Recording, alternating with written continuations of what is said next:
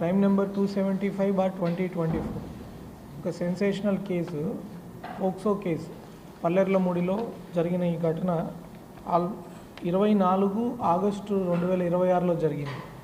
కొత్తగా ఛార్జ్ తీసుకున్నప్పుడు collector conference ఉదయం ఉంటుంది.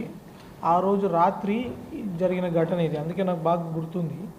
ఈ కేసులో నిందితుడు మిరియాల జయరావు, 33 సంవత్సరాలు, అతనికి రెంటచింతల, పల్నాడు జిల్లా. ఆయనకి పోక్సో కోర్టు చనిపోయేంత వరకు జీవిత ఖైదు విధించింది, లైఫ్ ఇంప్రిజన్మెంట్ అంటిల్ డెత్. అంతేకాకుండా అతని మీద ఇంకొక సెక్షన్ కింద 3 సంవత్సరాలు, ఇంకొక సెక్షన్ కింద 3 సంవత్సరాలు, ఇంకొక సెక్షన్ కింద 3 సంవత్సరాలు, అట్లా రకరకాల అతను చేసిన కిడ్నాప్ కింద కావచ్చు, రాబరీ కింద కావచ్చు, వీటన్నిటికీ కలిపి అతని మీద ఈ శిక్షలు విధించడం జరిగింది.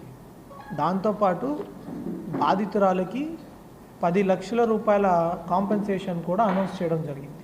మీకు అందరికి గుర్తుంటుంది, అప్పట్లో మన నూజివీడు సర్కిల్ సిబ్బంది అందరూ ఆ అమ్మాయి పరిస్థితి చూసి చెలించిపోయి అప్పుడే 1 lakh రూపీస్ వాళ్ళకి అక్కడున్న డోనర్స్ కానీ వాళ్ళు కానీ పర్సనల్గా కాంట్రిబ్యూట్ చేసి ఆ అమ్మాయికి అందించారు. అంతేకాకుండా ఆ కేసు ఒక క్లాసిక్ ఎగ్జాంపుల్. రాత్రి చాలా లేటుగా ఉన్నప్పుడు ఒక ఆరు బయట వాళ్ళ అమ్మా నాన్నలు మధ్యలో పడుకొని ఉంది ఆ పాప. వాళ్ళ తల్లిదండ్రులు బాగా నిద్రమత్తులో ఉన్నప్పుడు వీడు లారీ డ్రైవర్గా పనిచేసేవాడు, లారీ క్లీనర్గా పనిచేసేవాడు.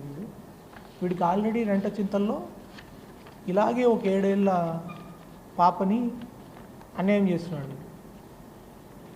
దానికి వాడు కేసులో కట్టి అరెస్ట్ అయ్యి ఛార్జ్షీట్ అయ్యి వాడు ట్రయల్కి అటెండ్ అవుతున్నాడు.